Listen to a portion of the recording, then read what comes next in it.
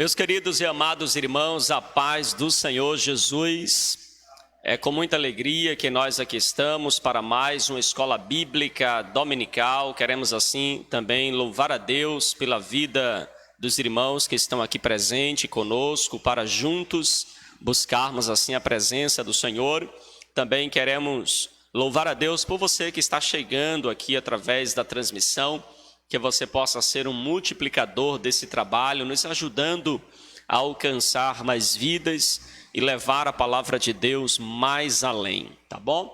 Hoje nós vamos falar sobre um tema bastante importante, vamos falar um pouco sobre a vida missionária de Paulo, a visão missionária de Paulo, e você é nosso convidado especial para acompanhar esta maravilhosa lição, que sem sombra de dúvida será uma bênção para a sua vida, será uma bênção para o seu conhecimento teológico, para o seu conhecimento também sobre a vida de Paulo. Eu tenho certeza que os irmãos, ao estudar esta lição, aqueles que já conheciam, refrescou aí a memória acerca da visão missionária de Paulo e também acrescentou algo, né? Muito bom.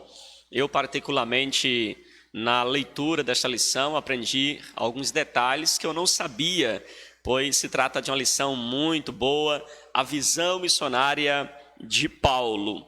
Então, eu quero convidá-lo neste momento para estar participando conosco. E é claro, nós não poderíamos começar diferente. Vamos começar falando com Deus, vamos começar orando, pedindo ao Senhor a sua rica bênção. Só que antes, deixa eu cumprimentar aqui os meus irmãos que vai estar cooperando conosco aqui na Escola Bíblica Dominical, numa participação mais direta.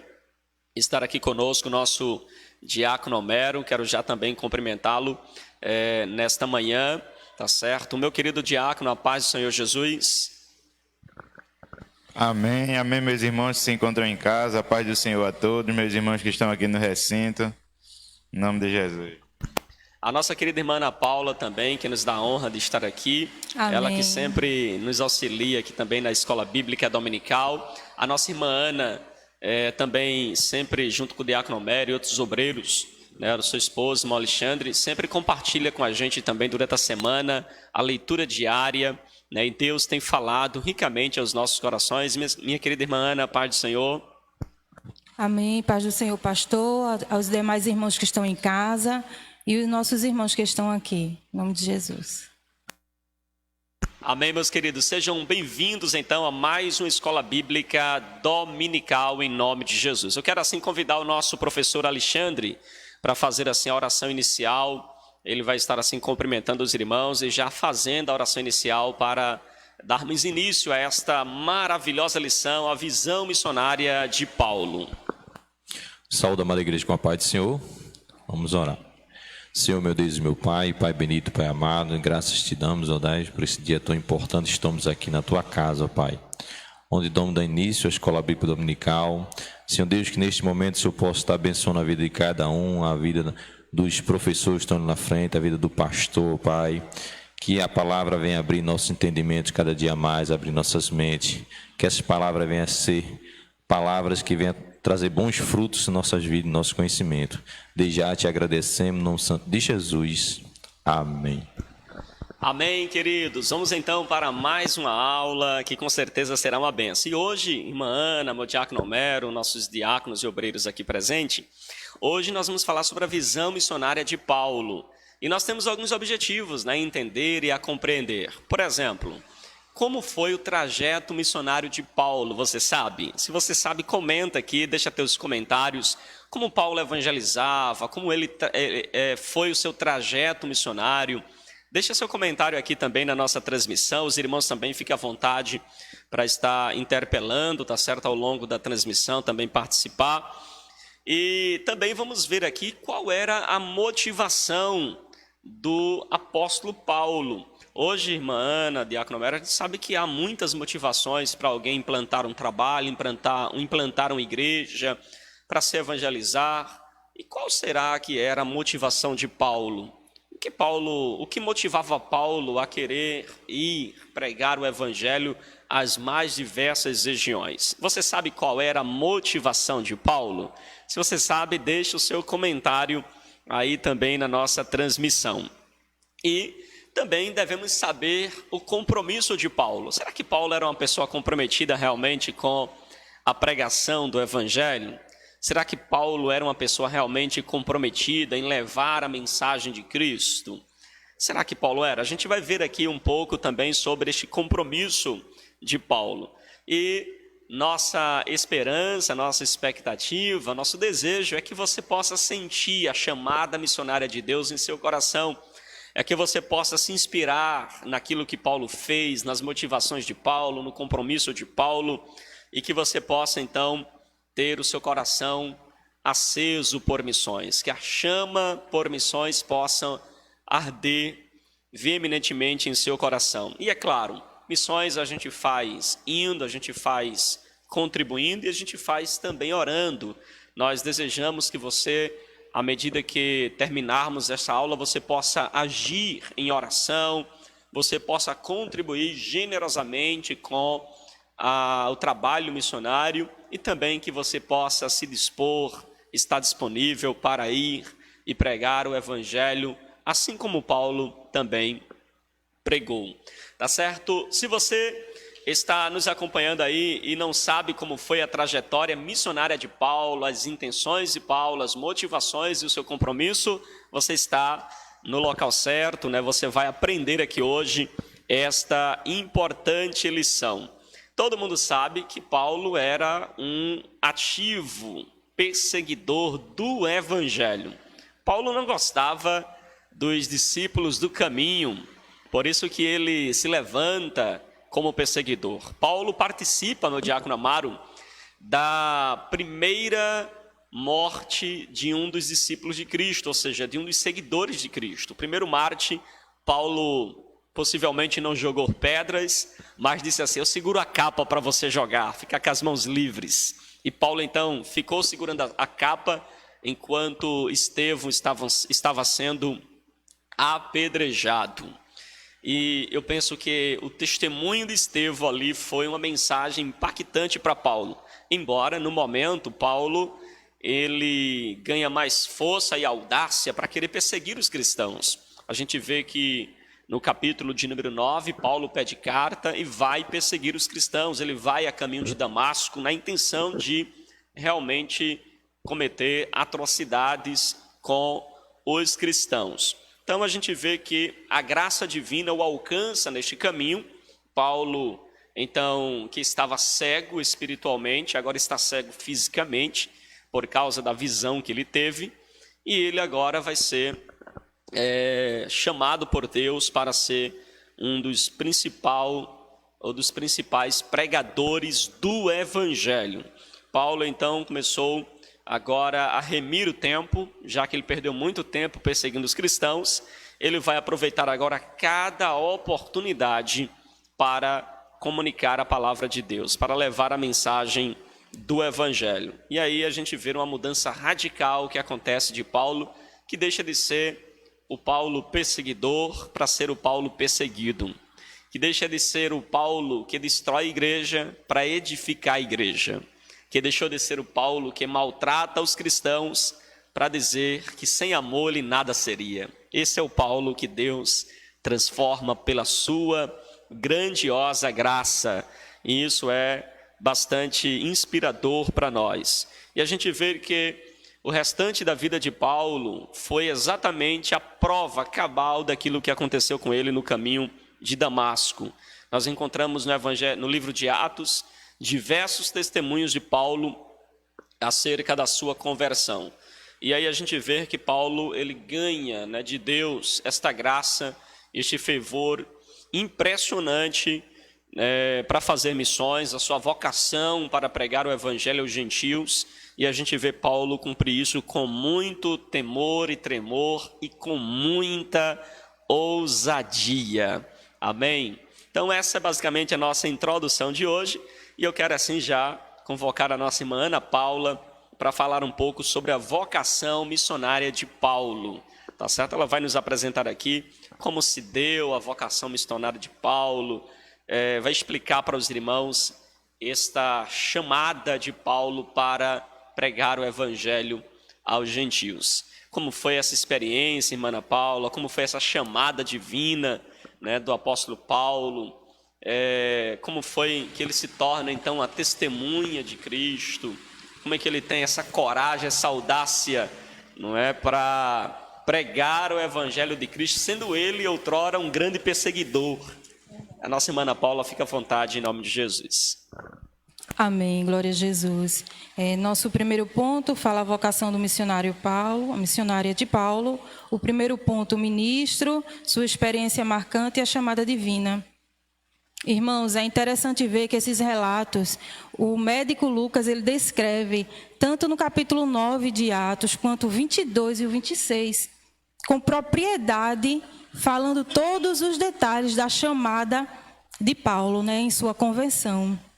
Vemos aqui que verdadeiramente Paulo, ele, um judeu radical, né, do grupo dos fariseus, onde tinha todo o conhecimento da lei, por ser estudado aos pés de Gamaliel, mas Paulo, ele precisava de ter verdadeiramente um encontro com Deus.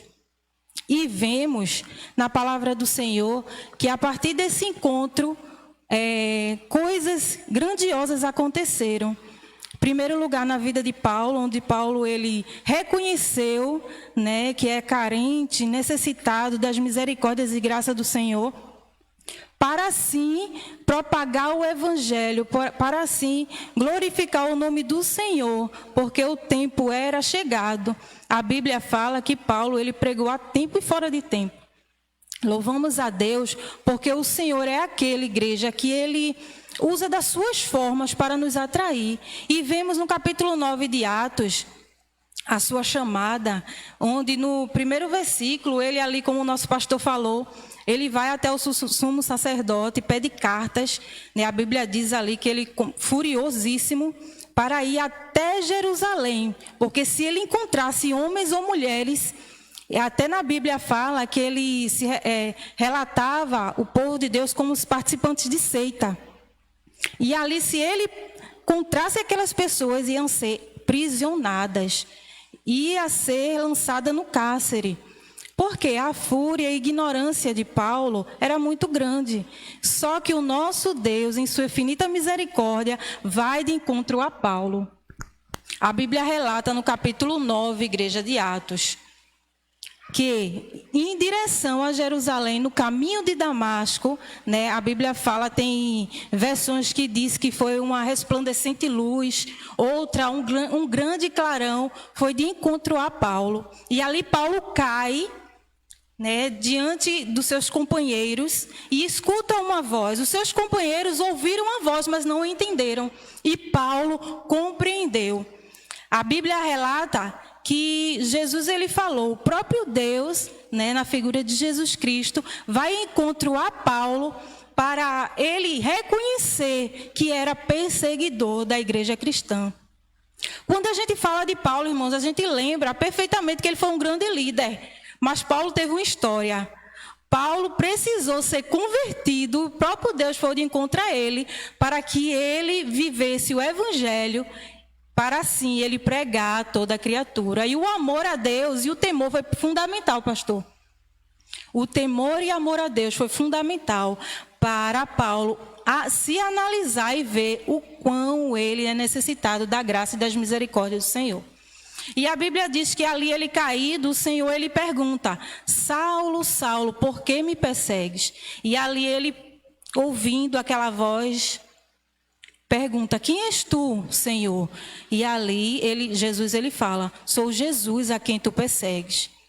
A gente vê quanto é importante, igreja amada do Senhor, entender a voz do Senhor e obedecer o seu chamado.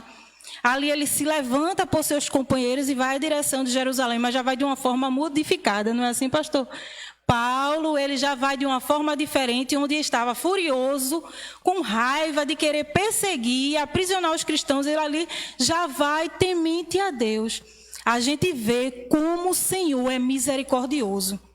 Igreja, a gente já vê uma aplicação individual para nós. Uma vez entendendo o chamado do Senhor, precisamos temer e precisamos obedecer para assim a gente viver a gloriosa vontade de Deus. E vemos isso na chamada de Paulo. E prosseguindo, a gente vê, né, sua experiência marcante. O apóstolo teve plena convicção da aparição de Jesus, que marcou definitivamente sua vida. Ele teve consciência de ser perdoado, aceito na família de Deus e da missão de ser pregador do Evangelho. Paulo trocou a cegueira espiritual por uma cegueira física momentânea, mas com vida abundante e eterna. A letra B fala sobre a chamada divina. A origem da vocação de Paulo vem do próprio Senhor Jesus, que continuou dando-lhes novas instruções fundamentais ao exercício da sua missão. Desde o início, o apóstolo soube que enfrentaria muitas perseguições e oposições próprias de quem abraça a fé cristã e se torna fiel a Deus na comunhão e na pregação do Evangelho. Vemos aqui nesse primeiro ponto e fica claro para nós que a chamada de Paulo foi uma intervenção gloriosa de Deus. Deus é aquele que faz, Deus é aquele que usa dos seus meios, né? E vimos os relatos na palavra do Senhor e trazemos a aplicação que o Senhor ele é misericordioso. Mesmo aquela pessoa, né, que é um judeu radical de dura serviço, que agia com um braço forte, ele entrava nas casas, meus irmãos, e aprisionava e pegava as pessoas, os cristãos, e lançava na prisão. Porque ele estava cego espiritualmente, ele não entendia o porquê aquele povo estava reunido, adorando e glorificando o nome do Senhor. E nós vemos aqui que após o encontro com Deus, tudo muda. E não é assim na nossa vida? Irmãos, quando nos encontramos e quando compreendemos o que Deus ele tem para nós, começa uma mudança individual. Começa algo mudar dentro da gente e o nosso coração ele vai almejar por vidas. Foi assim na vida de Paulo. O amor a Deus e o temor foi fundamental para Paulo passar por várias províncias, instalar várias igrejas e verdadeiramente o nome do Senhor ser glorificado. Apesar que, diante de todas essas coisas, ele passou perseguições, mas era necessário. Importa, né? Ele falou várias vezes, né, que o viver é Cristo e o morrer é lucro. Então, ele entendeu perfeitamente que era carente das misericórdias do Senhor. Amém, pastor. Amém, glória a Deus, né? Que bênção, irmãos. A gente vê essa maneira, né, como Deus ele chama Paulo, como Deus vocaciona, como Deus o envia, como Deus transforma. É algo surpreendente, porque é quase inacreditável, né, mano? A gente vê alguém que queria matar os cristãos e, de repente, num caminho, exatamente no percurso da perseguição, Deus transforma.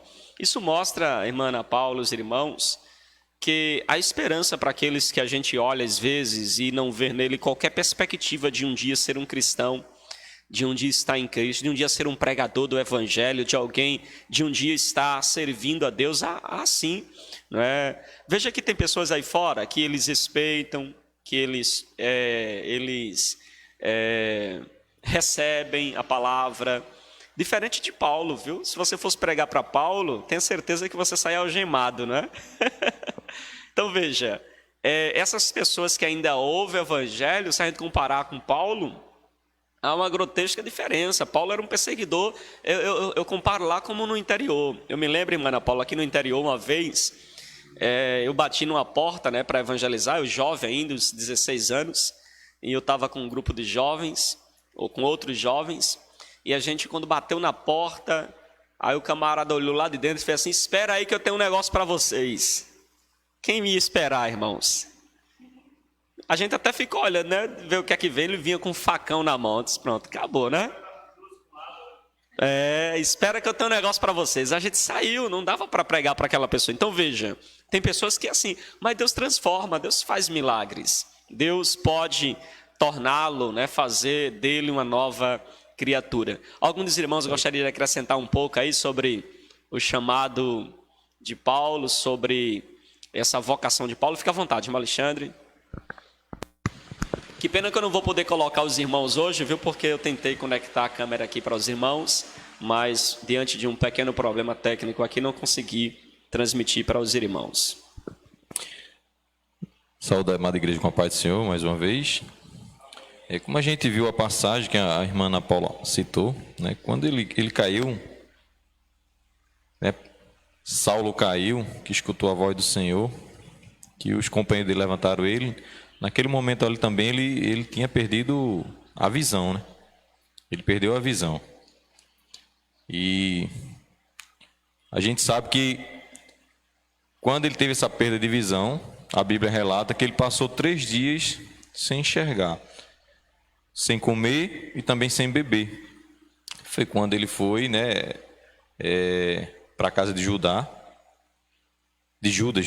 casa de Judas, e ali foi quando Ananias impôs a mão sobre ele, claro, através que o Senhor mandou Ananias ir até lá, e ele voltou a ver. Mas uma coisa que me chama a atenção, pastor, é nesse momento que ele perde a visão, né? Ele perdeu a visão. Essa visão, no meu ponto de ver, era aquilo tudo que ele estava com a vista dele estava encoberto das coisas, né, que ele vinha cometendo.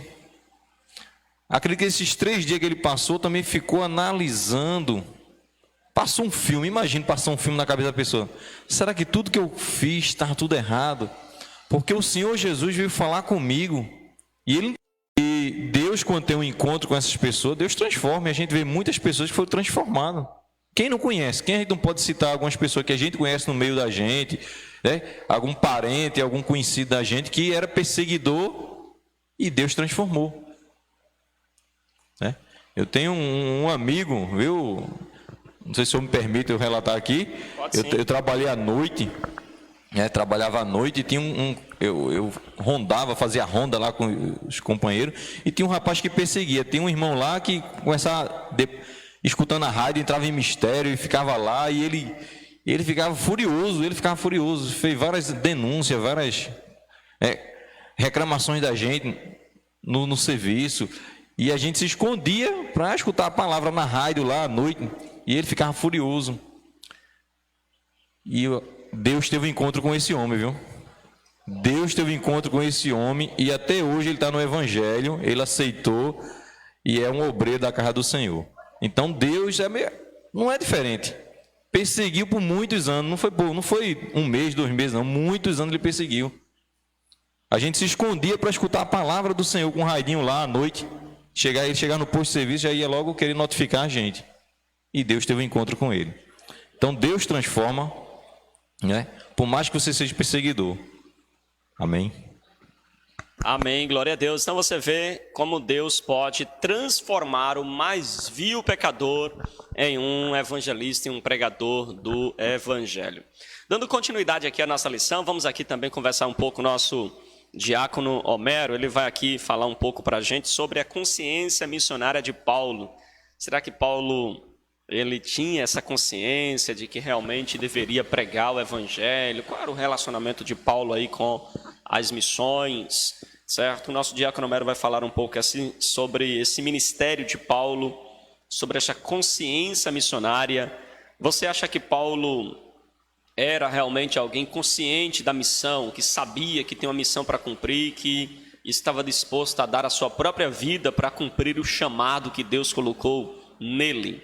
E veja como é interessante, né? A gente saber para que nós somos chamados e cumprir exatamente aquilo que Deus ele nos convocou para fazer. E a gente vai ver aí, então, essa consciência missionária do apóstolo Paulo.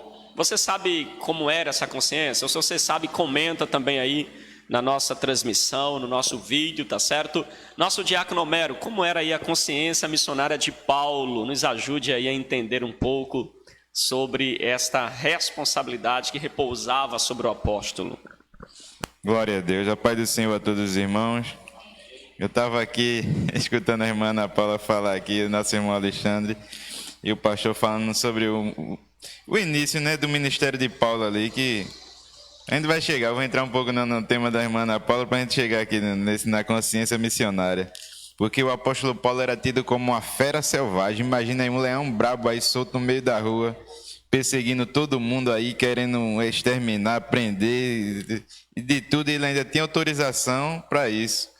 Aí você vê o Senhor Jesus tendo um encontro com ele, dizendo: Paulo, Paulo, ô Saulo, Saulo, por que me persegues? E ele olhando para aquela luz radiante ali, olhando e olhando até ficar cego.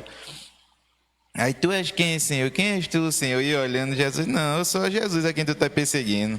Duro é para ti lutar contra os grilhões. Aí Paulo ali se converte ali, que o próprio Judas ali, como falou, como citou nosso irmão Alexandre, que orou por ele ali, o que foi que aconteceu? Ele até questionou a ordem do Senhor, disse, Senhor, Senhor? Paulo? Aí ele ficou assim, não, Jesus disse, eu estou mandando você fazer isso, vai, faça, vai ali, ora por ele e a obra de Deus começa. Como um novo convertido, Paulo, o que é que acontece? Paulo corre para onde? Corre para Jerusalém, onde é que estão os crentes ali reunidos. Quando chega na igreja de Jerusalém, a maior decepção de Paulo ali, assim, como novo convertido, né? Ele tem uma decepção que os cristãos ali, não, aqui junto da gente não, eu quero tu junto de mim. Aí Paulo corre ali, foge ali, começa ali, se junta com Barnabé e começa ali a obra missionária. E ele ali aprendendo ali junto com Barnabé ali, foi um tremendo homem de Deus ali, bem instruído ali. Barnabé também foi um tremendo homem de Deus, mas estamos falando hoje aqui de Paulo, né? A consciência missionária de Paulo. Muito cedo o apóstolo Paulo compreendeu que na posição de embaixador de Cristo não era suficiente apenas exercer o ministério, mas era preciso fazê-lo com inteireza de coração. Aí ele abre um ponto aqui bem interessante aqui, que eu li, reli e acho muito interessante para a igreja meditar nesse ponto aqui, que diz que Deus leva em conta não apenas o que fazemos, mas se importa muito com a motivação pela qual fazemos. Isso é muito interessante, é a motivação. É o intuito, o porquê, o motivo que você do que você está fazendo. Porque você vê o ministério de Paulo, como foi citado pela irmã Ana Paula aqui, combati um bom combate, terminei a carreira e guardei a fé. Mas que parte da vida de Paulo ele falou isso? Que situação que Paulo estava envolvido, que Paulo usou essa expressão? Paulo estava ali, ponto a ser morto, ali preso ali pelo imperador, pelo Império Romano daquela época ali, pronto, sabendo ali que para onde é que ele estava indo ali, para ser decapitado. Imagina o camarada ponta prestes a morrer e o camarada usar uma frase dessa. E você quer ter ciência do que estava acontecendo, é você ver a situação de João Batista.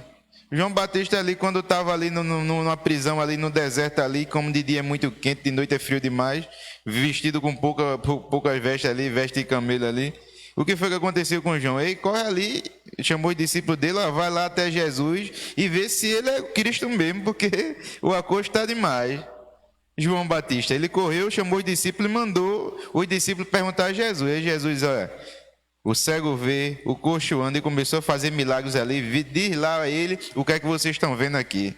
Porque quando, meu irmão, estamos em momentos difíceis da nossa vida, é que muitas vezes vemos as dificuldades de uma maneira diferente.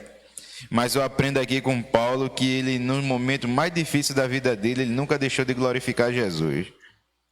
Mas ele diz aqui, Deus leva em conta não apenas o que fazemos, mas se importa muito com a motivação pela qual fazemos. Qual é a motivação de você servir a Jesus? Se você olhar dentro das quatro paredes da igreja, tem muita gente, que eu escutei muito essa frase dentro da igreja, que estão fazendo a coisa certa com a motivação errada. O que é isso? É sempre quando a gente olhar para um lado e para o outro assim, ninguém está vendo, a gente olhar para cima e dizer, Senhor, eu não ia fazer isso não, Senhor.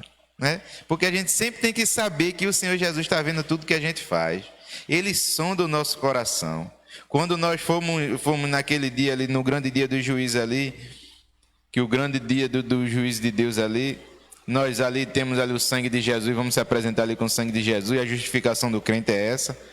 Mas a Bíblia diz que nós vamos ser o quê? Nós vamos ser julgados diante das nossas obras. Mas, Senhor, vai passar um telão? Não, é aquilo que está dentro do coração do homem. O que é que Deus aponta assim? Você fez isso, mas o outro fez isso também, sim, mas qual a sua intenção de fazer? Qual a intenção do outro? Aí já fica naquela, porque Deus sonda o coração do homem.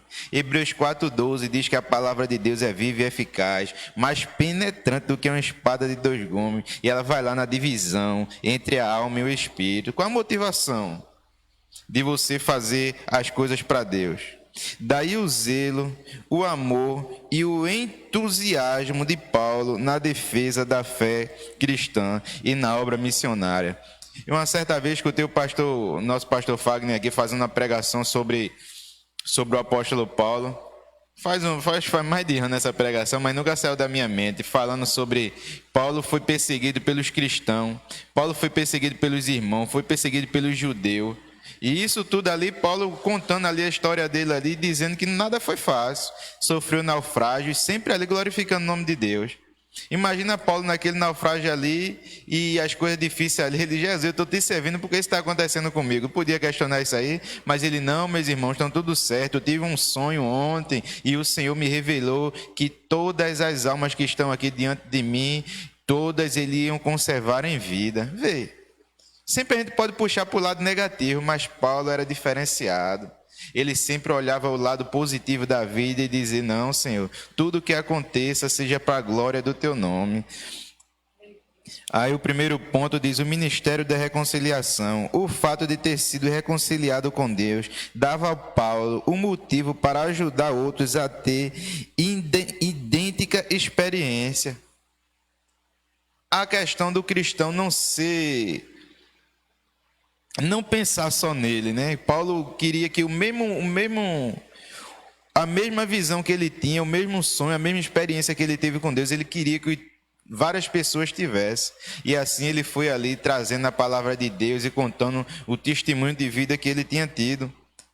No exercício do ministério da reconciliação, ele declarava o total interesse de Deus em salvar o pecador por meio da fé em Jesus. Significa que o próprio Deus, na pessoa de Jesus, se torna o agente reconciliador com o homem. Tem um hino de Fernandinho que ele diz mesmo assim, um louvor de Fernandinho que ele diz: nada além do sangue. Nada além do sangue de Jesus. Nada, meu irmão, nada além do sangue de Jesus. Quer dizer que tudo que você faça tem que ser para a glória de Deus. Porque se for para a sua glória, é vã. Porque você só vai chegar a Deus através do sangue de Jesus, não é pelos seus méritos, não. Agora você, quando está aqui nessa terra, tem que fazer as coisas para a glória de Deus. Segundo subponto, embaixador de Cristo. Apóstolo, a credencial usada em todo tempo por Paulo quer dizer enviado. A expressão embaixador de Cristo tem o mesmo significado. Ele tem certeza do ministério e da autoridade divina de que fora revestido para proclamar com ousadia a mensagem da salvação aos que jazem nas trevas do pecado para se reconciliarem com Deus. Ele usava esse nome, não é que nem a gente vê hoje em dia os apóstolos, né, dos dias de hoje, se intitulam de apóstolo. Eu sou apóstolo, mas Paulo não, ele usava esse nome de apóstolo porque ele era embaixador de Cristo. Ele era alguém que Deus nomeou ele, o próprio Cristo nomeou ele para que ele fosse e levasse a palavra de Deus. Não fosse que ele se exaltasse. Ele era embaixador, aquele que trazia a mensagem para que ele tirar o povo do reino das trevas e trazendo o povo para onde? Para o reino do Filho do seu amor. Sempre enaltecendo, engrandecendo o nome de Cristo. Sempre vai ser assim, quer que o homem queira ou quer que não queira. Se o homem se exaltar, ele vai ser humilhado. E se ele deixar Deus exaltar ele, o nome de Jesus vai ser glorificado. Sempre vai ser assim, sempre. Nunca vai mudar, nunca vai mudar. Sempre o livro está na mão de Deus. Tudo está no controle de Deus. O homem pega esse exemplo claro e comece a botar em prática. Amém, pastor? Muito obrigado pela oportunidade. Amém. Deixa eu fazer uma pergunta aqui para o diácono Homero, para os irmãos aqui. Fique à vontade para responder, viu? Nosso diácono Daniel também. O diácono Homero falou bem aqui sobre essa motivação de Paulo em pregar o evangelho. Eu queria só perguntar para os irmãos, né? Tendo em vista que hoje há muitas pessoas que se intitulam apóstolo, e apóstolo é enviado, ele é enviado para 4 paredes, né? Não são enviados mais para o mundo, né? Para pregar o evangelho, mas tudo bem. A motivação de Paulo, né? Que foi bem colocada aqui, mas só para frisarmos bem, ainda mais, não é? Será que Paulo tinha como motivação ampliar as frentes, né, de trabalhos ou de implantação de igreja por motivação financeira, meu diácono Homero, os irmãos? Será que Paulo tinha assim um desejo financeiro? Qual era a ligação de Paulo ou a motivação de Paulo na pregação do evangelho? Era somente levar a palavra de Deus e trazer discípulos a Cristo? Ou será que Paulo também tinha o desejo de comprar um jatinho, de comprar um bem material, de usar os recursos da igreja para adquirir bens próprios? Qual era realmente aí a motivação de Paulo, não é? Eu digo isso porque a gente vê muitos enviados aí, apóstolos, né, dizendo que pedindo contribuições com a finalidade de adquirir bens próprios, né? Não é bens para a igreja, bens para eles. E aí a pergunta é, qual era a motivação real de Paulo? Será que Paulo tinha compromisso aí, ou ambição material, compromisso com coisas materiais? O evangelho era para enriquecê-lo, materialmente falando? O apóstolo Paulo em si, ele recusou algumas ofertas que foram enviadas a ele, porque ele sabia que ele precisava, né? Que todo obreiro é digno do seu salário, e sabemos também que temos compromissos, né? Mas quando parte para esse lado aí, questão de apóstolo, questão de financeiro, aí os apóstolos de hoje já puxam, não, já não sou mais apóstolo, agora eu sou sacerdote. Aí quando puxa para a raiz de sacerdote, aí já vão querer mudar de visão também. Por quê? Porque o sacerdote não tem a herança de nada, a herança sacerdotal não tem herança financeira de nada. Aí sempre a conotação muda, né? Porque se for olhar a raiz da palavra, tanto sacerdote como apóstolo, trazendo para o lado financeiro hoje em dia, que pegando os bens da igreja e, em vez de ampliar como Paulo fazia, pedir ali uma oferta aos irmãos de tal igreja para levar para os irmãos de outra igreja que ali eram mais carentes. Sempre a obra de Paulo era essa. O intuito de Paulo financeiro sempre era esse. Você nunca vai ver Paulo dizendo assim, eu estou precisando aqui ir para uma viagem missionária, eu estou precisando ir para a Espanha, que lá vai ser expandido o reino de Deus. E agora também eu preciso de uma oferta dos irmãos. Por quê? Porque para ir para a Espanha eu não vou nadando, eu vou ter que ir de barco, de navio. E de navio tem custo, tem que pagar a passagem. O próprio Jonas, ele pagou a passagem quando foi pregar a palavra ali, que ele desviou o curso, né? Tudo tem um custo, tudo tem um preço. Agora eu não posso fazer isso de trampolim para me privilegiar, pegar os bens da igreja e querer Esses dias mesmo, me perdoe a colocação que eu vou fazer aqui, mas eu estava assistindo aqui no YouTube as igrejas mais ricas. Se você vê, meu irmão, o luxo que é as lideranças das igrejas brasileiras, é coisa de você ficar de boca aberta, que muito empresário bem-sucedido não vive que nem esse povo. Empresário rico não vive que nem eles. Amém?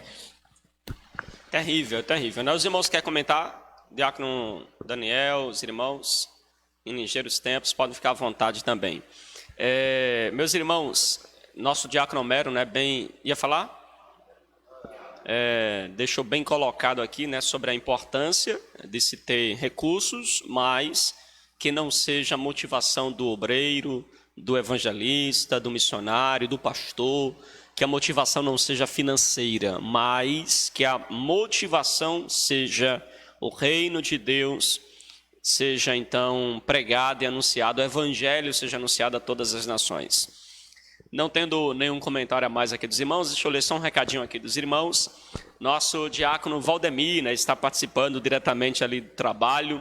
Ele diz assim, Jesus esteve com Saulo e ele entendeu o seu chamado. Nós, nos dias de hoje, como posso ter certeza do meu chamado? Interessante, né? Como é que eu sei que eu sou chamado para alguma coisa, para uma atividade, para Qual o meu chamado? O chamado seria o dom que Deus lhe deu e que você vai exercê-lo, vai fazê-lo. O dom de Paulo, um dom específico para implantar igrejas, para evangelizar. Agora, como eu posso ter certeza deste chamado? tá certo? Antes da gente falar da estratégia missionária de Paulo, deixe-me falar brevemente, né, sobre esse chamado. Como é que eu posso ter certeza? Hoje, você só pode ter certeza, existem várias formas, né, através de Deus, pode lhe comunicar ou lhe fazer esse desejo arder no seu coração, mas sem sombra de dúvida vai passar por isso que eu estou falando aqui. Essa vai ser talvez a maior evidência de que você realmente foi chamado para determinada atividade. Qual é? Primeiro, é um desejo ardente por fazer, por levar, por realizar. Por exemplo, digamos que a nossa irmã Ana Paula, ela tenha o dom do ensino. Aí eu pergunto para os irmãos, pode a irmã Ana Paula ter o dom do ensino, mas não gostar de ler? Não gostar de pesquisar? Mesmo que ela deseje, eu queria ensinar, mas ela não gosta de ler, de pesquisar, não gosta de desenvolver o seu intelecto, tinha ela, porventura, o chamado realmente para ensinar? Obviamente que não.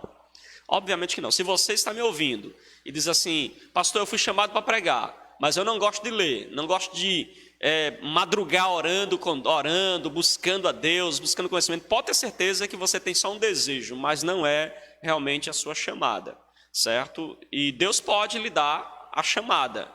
Se você tem um desejo, Deus pode lhe dar, mas vai começar exatamente com essas mudanças que eu estou falando de um dom que pode ser em vários outros, né? Mas, por exemplo, se ela tem a chamada para ensinar, com certeza ela vai ser uma pessoa ávida por buscar conhecimento, por se aprofundar no conhecimento, que é desenvolvendo o seu dom, e ainda mais o desejo de compartilhar conhecimento. Então você vê ali nitidamente o chamado dela para aquela função, para aquele dom. Isso pode ser em qualquer outro dom. Por exemplo, você que tem o dom do discernimento, por exemplo. Digamos que o diácono Homero tem o dom do discernimento.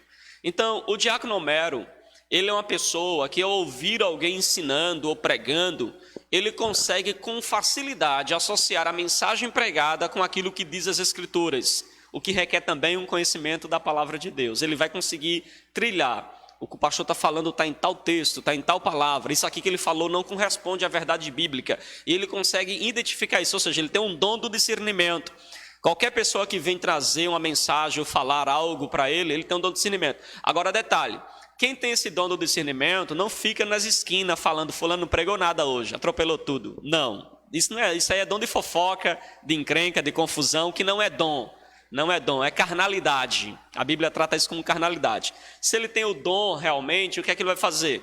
Se ele identificou um erro ou algo errado na mensagem ou na palavra de alguém, ou discerniu determinada coisa, ele vai ser um instrumento de Deus para alertar, para corrigir, para orientar, para exortar diretamente a pessoa que está trazendo um ensino errado, uma perspectiva errada. Os irmãos entendem? Eu acho que isso aqui se aplica, dei 2 exemplos, né? Se aplica a todos os outros dons. Se você tem uma chamada, isso vai arder no seu coração. Por exemplo, eu me sinto chamado a pregar e ensinar a palavra de Deus. E eu me encobro muito, eu me sinto às vezes, eu não consigo desperdiçar meu tempo às vezes com coisas tão secundárias. Certo? Porque há um desejo de poder acrescentar algo, para poder compartilhar, para poder levar para alguém, para poder ensinar a alguém. Então, isso me faz, às vezes, dormir menos, isso me faz, às vezes, abdicar de lazer, isso me faz, às vezes, abdicar de recursos. Eu vou dizer para você aqui, no meu período que eu passei de quartel, eu recebia, irmã, até um saláriozinho, viu? Não que a igreja hoje não me abençoe, eu creio que me abençoa mais do que mereço. Mas, quando eu estava no quartel, irmão Alexandre, tinha final de ano, de eu não comprar nada para mim de objeto financeiro, de objeto material, nada. E ir lá na livraria e comprar todo de livro. Por quê? Eu queria mais conhecimento. Então, vários anos eu passei usando o paletó e a camisa do ano passado para o dinheiro deste ano usar para comprar livros. Aí alguém olha para a minha biblioteca e diz assim, não, mas é muito caro o investimento que o senhor tem. Claro, eu tenho hoje, falando assim de recursos, talvez mais de 20 mil reais em livros. Mais de 20 mil. Alguém diz assim, mas isso aí é muito caro para só construir isso. Sim, mas eu não construí do dia para a noite. Fui abdicando de coisas ali, coisas aqui, que eu... quantas vezes eu deixei de comprar um sapato para comprar um livro? Quantas vezes eu abdiquei de coisas que eu gostaria de fazer, gostaria de ter, Mas eu preferia comprar um livro, trazia muito mais conhecimento, me desenvolvia muito mais, me trazia muito mais alegria em poder adquirir algo de conhecimento para compartilhar, para levar para alguém. Então isso era muito mais prazeroso para mim. Então a chamada lhe levará evidentemente a realizar isso. Agora sim, falando de missões, né, e a gente já vai para o próximo passo, falando de missões, sem dúvida, todo mundo é chamado para fazer missões, para pregar, embora alguns tenham um chamado específico para missões. Nem todo mundo vai ser feito Paulo, mas uns vai ser feito Pedro, feito André, vai ser feito outros que vão apenas evangelizar a família, o vizinho, o amigo, mas todos nós devemos compartilhar aí a mensagem de Cristo. Eu espero que os irmãos tenham compreendido, quem está também na transmissão tenha entendido. Nosso irmão Jessé, ele diz assim: todos nós somos chamados, né, para uma grande obra, que é pregar o Evangelho de Cristo. Exatamente. Amém. Que Deus abençoe a nossa irmã Janicleia Santana, que nos acompanha, se não me falha a memória, lá na Paraíba, né? Que Deus abençoe, em nome de Jesus, ela e toda a sua família. Ela foi minha ovelha aqui em Camaragibe, está morando agora atualmente, eu acho, na Paraíba, se não falha a memória.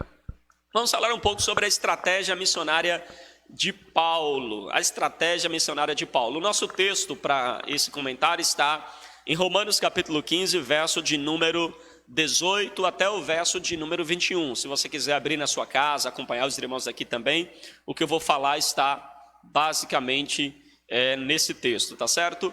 É interessante, irmãos, a gente perceber que a chamada missionária de Paulo, a característica do ministério de Paulo, ainda hoje, né, 2000 anos depois, é muito evidente para nós. E muito válido para nós também. Muito válido. É muito interessante que a gente pode ainda traçar o perfil missionário de Jesus, de Paulo, e usar este perfil, essa característica para a atualidade. E a primeira coisa que nós podemos observar no ministério de Paulo é planejamento. Eu ia pedir para o nosso diácono Amaro, leia aí, diácono Amaro, o verso 18, Romanos 15, verso 18, tá certo? Veja como Paulo, ele tinha planejamento. Paulo, ele não dava passos no escuro, tá certo? Ele pisava a luz da palavra de Deus. Vejamos então Romanos 15, verso 18. Saúde, amada igreja, com a paz do Senhor Jesus. Porque não ousaria dizer coisa alguma que Cristo por mim não teria feito, para a obediência dos gentios, por palavra e por obras. Então veja, ele pregava, né, ou se planejava em pregar para conduzir os gentios à obediência. Então veja, Paulo tinha um planejamento. O que é que ele precisa? O que é que ele pretendia fazer? Ele precisava levar Cristo para os gentios, para que, por intermédio dele, detalhe, hein? Intermédio de Paulo. Paulo não era a peça principal, Paulo era apenas um instrumento. Por meio intermédio, levar a mensagem de Cristo para os gentios, para que os gentios possam ser trazidos à obediência, levar os gentios à obediência. E ele ainda nos exemplifica, né, a questão doutrina e prática, porque ele leva uma mensagem que desembocará numa prática. E veja, trazer os gentios à obediência, seja através de palavra e também de obras. Então veja que Paulo, ele prega tanto verbalmente, como também leva uma mensagem que é moral, uma mensagem prática. E aí a gente percebe que temos mais facilidade de aprender vendo do que aprender ouvindo. Isso é fato. A gente aprende mais vendo do que ouvindo. A criança, por exemplo, ela aprende mais com a gente quando a gente faz do que quando a gente fala. As palavras devem explicar as ações. Eu achei tão interessante essa frase, meu diácono Homero, irmã Ana Paula, os irmãos. As nossas ações devem explicar, ou seja, as palavras devem explicar as ações. Ou seja, as suas palavras, elas devem ser explicadas através da sua ação. Então, à medida que você age, que você fala, que você conduz a sua vida, deve ser as explicações, não é, da sua própria palavra. Então Paulo, ele tinha planejamento, levar Cristo, que era o agente que era aquele que eu usava como instrumento, e também levar a doutrina e a prática através de obras e de palavras. Não basta apenas teoria, né? Preciso realmente viver o Evangelho e levar o Evangelho de Cristo através da obra, né? Do testemunho. Interessante também a gente ver que no planejamento de Paulo, né? Além do planejamento, Paulo pregava o Evangelho com poder. Veja o verso 19. Leia aí para mim, meu diácono Amaro, né? O verso 19, o que é que diz? Pelo poder dos sinais e prodígios, na virtude do Espírito de Deus, de maneira que desde Jerusalém e arredore até o Ilírico. Isso. Então veja que Paulo prega o Evangelho com poder. Primeiro, força de sinais. Sinais aí é aquilo que é feito apontando para algo. Até porque milagres na Bíblia não tem intenção de trazer popularidade para quem o faz, para quem o realiza, para o instrumento. Não. Até porque a glória toda está no médico dos médicos, que é Jesus. Ninguém, ao ser cirurgiado, né, e ter um bom resultado da sua cirurgia, vai ficar lá aplaudindo os equipamentos que foram usados. Que bom que aquele equipamento foi usado, fica elogiando o equipamento. Você elogia o bom trabalho do médico, o bom trabalho de Cristo. Nós somos apenas o instrumento que está nas mãos de Cristo. Então, sinais, prodígios e poder proveniente do Espírito Santo. E observem que foi exatamente isso que Cristo também fez. Os apóstolos fizeram, Paulo também fez, e que é também as credenciais do seu apostolado. Ele usa sinais, prodígios e pelo poder do Espírito Santo. E nós vemos também que Paulo, ele gostava ou se sentia vocacionado a ser pioneiro nas suas viagens missionárias. O que seria um pioneiro? É o primeiro a chegar em uma região ainda não alcançada pelo Evangelho. Eu acho isso muito encantador da parte de Paulo, porque ele vai dizer assim no verso 20 e verso 21, eu não quero pregar o Evangelho onde já tenha o Evangelho plantado, para que eu não venha edificar um fundamento, edificar sobre o fundamento de outro. Ou seja, Paulo gostava de começar a obra do zero. Em outras palavras, há um escritor que diz assim, Paulo gostava de terra virgem. Ele então escolhia um terreno onde nunca foi ouvido ainda ser falado, nomeado o nome de Cristo, ser falado o nome de Cristo. E então Paulo, ele pregava ali, implantava a igreja. E detalhe, depois que Paulo pregava e ganhava as pessoas, ele partia para outra terra e deixava aquela igreja recém-formada sob a liderança de um outro irmão que fosse capaz de liderar, de manter a igreja. Por isso que Paulo ele vai dizer, gente, eu preguei, na linguagem, eu plantei, Apolo regou e Deus deu o crescimento. Meu trabalho é só plantar, regar, vou deixar com Apolo. O crescimento também não me cabe, é Deus quem dá. Então, Paulo ele sentia essa vocação de só plantar a igreja. Paulo era um plantador de igreja, ele era um visionário em plantar a igreja. Então, veja que Paulo ele é um pioneiro na pregação do Evangelho. Ele não queria construir aonde houvesse já sido lançados os fundamentos.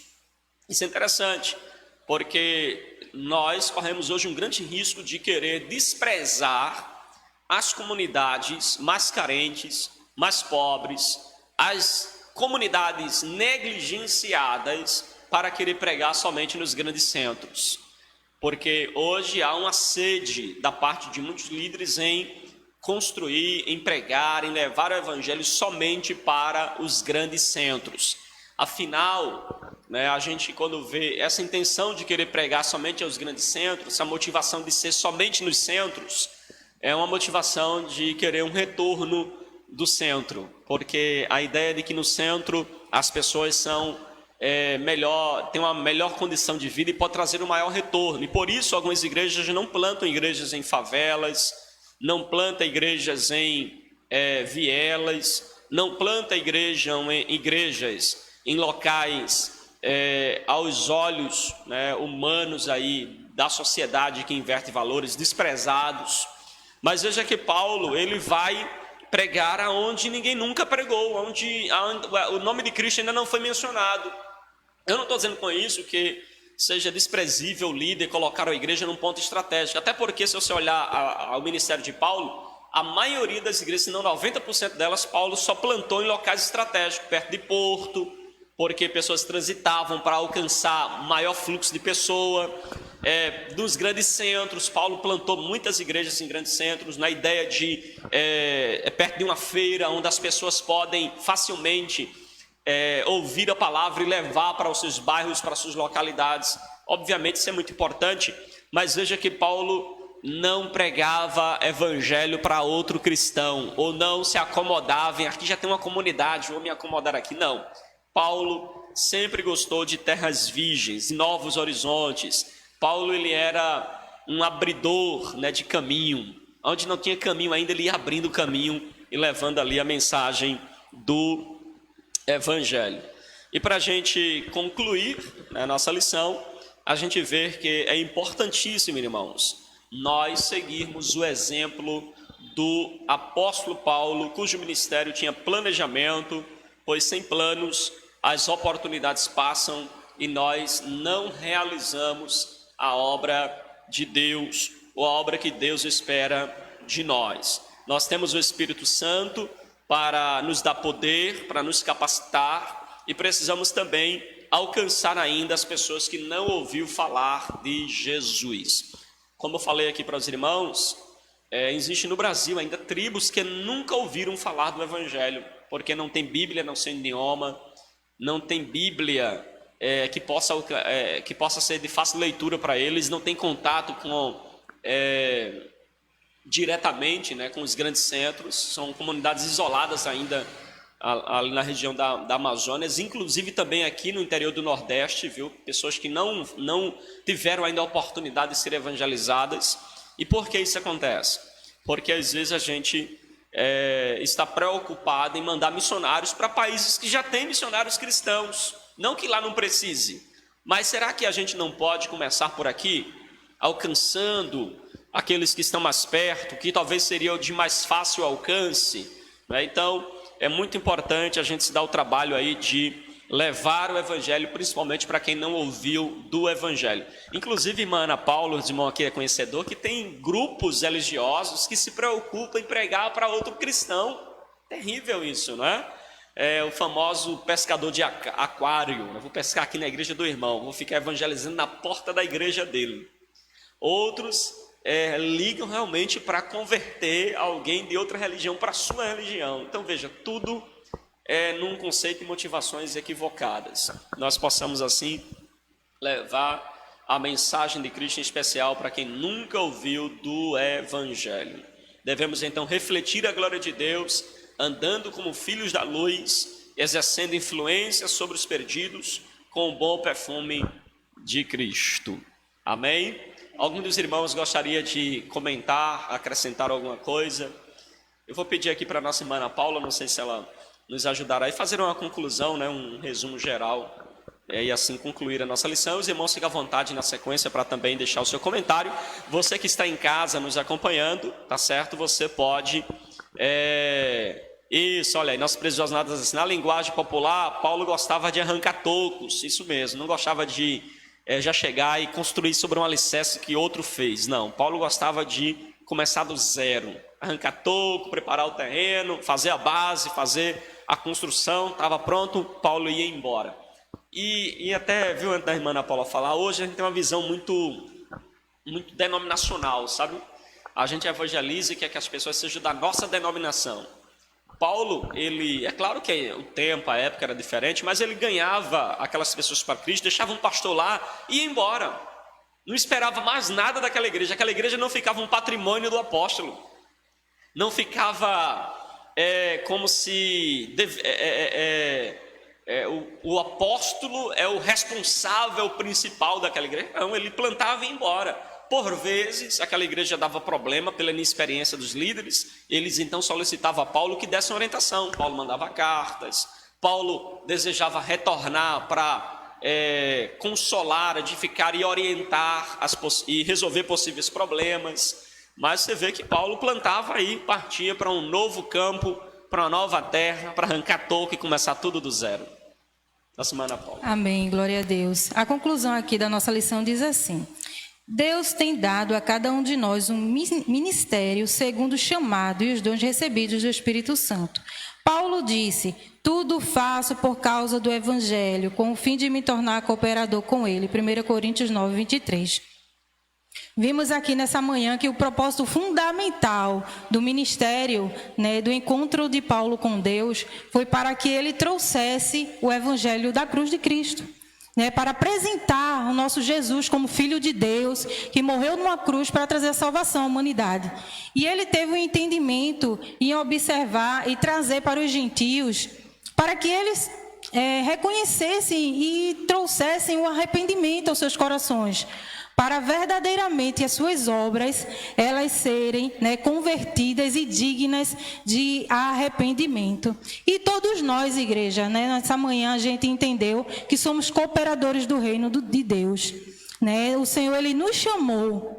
Vemos na vida de Paulo um chamado específico, mas nós, como servos, obedientes à palavra de Deus, precisamos cooperar com o ID do Senhor, cooperar para que o nome do Senhor seja glorificado, em nome de Jesus. Amém, glória a Deus. Diácono Homero quer fazer as considerações finais? Nossos irmãos, Diácono Daniel, Diácono Amaro, quer acrescentar alguma coisa? Irmão Alexandre, encerrando a nossa lição.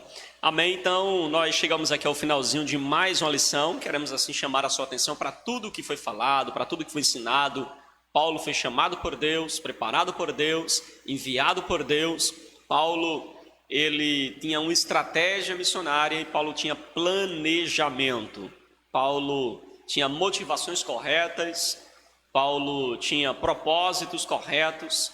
Paulo não fazia a coisa certa pela motivação errada, nem fazia coisas erradas com a motivação certa, mas fazia as coisas certas pelas motivações certas. Amém? Que Deus te abençoe, que Deus te ajude, que você possa seguir esse exemplo de Paulo, que você possa permitir e abrir o seu coração para que o Espírito Santo de Deus acenda em sua alma, em seu coração, esse desejo por pregar a palavra de Deus, por ser um missionário de Deus aonde quer que você esteja. Talvez você esteja esperando receber uma visão do céu, um clarão, irmã. Até está esperando assim, aparecer um clarão diante dele, diz assim: Deus, para onde o Senhor quer que eu vá? Mas talvez este clarão já aconteceu quando você levantou a mão e disse: eu quero Jesus. E a partir de agora você pode evangelizar. Pastor, e aonde é meu campo missionário? Eu não sei. Talvez o seu campo missionário seja a sua família, talvez seja a sua vizinhança, talvez seja a sua rua, talvez o seu ambiente de trabalho, talvez aquela pessoa que pega carona com você todos os dias no coletivo, no ônibus, e que você pode ser um instrumento de Deus, pregando para ela não apenas discursos verbalizados, mas que as suas atitudes, que as suas escolhas, que a sua postura possa ser a maior mensagem do Evangelho para elas. Como eu costumo sempre dizer, o mundo aí fora não costuma ler a Bíblia, mas o mundo aí fora costuma ler a vida dos cristãos. E pregue o Evangelho. Se possível, use palavras. Vai ter momento que não vai dar para usar palavras, mas o teu testemunho será a maior mensagem. Que Deus te abençoe, que Deus te ajude e te dê uma manhã e um domingo de bênção para a glória de Deus. Amém? E eu quero concluir com uma frase de Paulo. Paulo diz assim: ai de mim se eu não pregar o Evangelho. Diga aí você mesmo, ai de você, ai de mim se eu não pregar o Evangelho, se eu não compartilhar esta glória, essa bênção que nós recebemos de Cristo. Amém? Vamos assim estar orando, agradecendo a Deus por essa rica oportunidade que o Senhor nos concede. Mas antes da gente orar, eu tenho um convite muito especial para você. De segunda a sexta-feira, todos os dias pela manhã, você pode acompanhar a leitura diária da nossa escola bíblica dominical, feita pelos nossos professores, pelos irmãos que interagem com a gente, pelos obreiros da igreja. Todo dia tem uma reflexão de 3, 4 minutos, no máximo 5 minutinhos, que você pode acompanhar diretamente do nosso canal no YouTube. Você encontra lá pela AD Ministério Verdade e Vida, Pastor Fagner Silva. Você vai lá no YouTube, coloca AD Ministério Verdade e Vida e você vai encontrar a nossa página com diversos vídeos, diversas mensagens, com várias leituras diárias. Tem uma pasta lá que a gente fez exclusivamente, uma playlist, né? Exclusivamente com leitura diária. Você pode acompanhar e ser ricamente abençoado, tá certo? Então, todo dia tem mensagem nova para você. E na próxima semana, nós iremos falar sobre uma igreja com visão missionária, tá certo? Uma igreja com visão missionária. E eu quero convidá-lo, tá certo? Convidar você para estarmos juntos e conhecer, então, a missão da igreja. Amém? Então, até o próximo domingo, permitindo o Senhor. Vamos assim estar orando e agradecendo a Deus. Eu quero convidar nosso diácono Homero para fazer assim a oração final de gratidão ao Senhor por mais uma escola bíblica dominical nesta manhã, em nome de Jesus. Amém. Curvem suas cabeças. Senhor, muito obrigado, Senhor, por essa manhã, meu Deus. Só temos a te agradecer, meu Deus, por o Senhor ter sido um Deus zeloso, um Deus cuidadoso, meu Deus, cuidando da nossa vida até nos mínimos detalhes, Pai. Oh, Deus, que a tua palavra, meu Deus, vá, meu Deus, e traga um impacto, meu Deus, para aquilo qual foi enviada, Pai. Abençoa, meu Deus, cada família aqui representada, meu Deus, deixamos nossas famílias em casa dos teus cuidados, Senhor. Continua cuidando, meu Deus, continua zelando, meu Deus, do nosso lar, no nome santo de Jesus. Que nós, Senhor, tenhamos o primeiro dia da semana, que é hoje, abençoado, diferenciado através da tua graça, através das tuas maravilhas na nossa vida, em nome de Jesus. Amém. E graças a Deus. Amém, que Deus te abençoe, que a graça do nosso Senhor e Salvador Jesus Cristo, o grande amor de Deus, a comunhão e as consolações do Espírito Santo seja com cada um de nós, de hoje para todo sempre. O povo de Deus diz amém. Queremos assim também convidar os irmãos, hoje à noite às 18 horas será nosso culto de Santa Ceia. Você que pode, faça um esforçozinho, chega aqui para cooperar conosco. Você que ainda não conhece a nossa igreja, fica na rua Maria Tereza Dourado, número 93, coloca aí, dá para chamar o Uber, chega aqui na porta da igreja e participar conosco, tá certo? De mais um culto de Santa Ceia para a glória de Deus, tá bom? Aguardo você logo mais às 18 horas. Também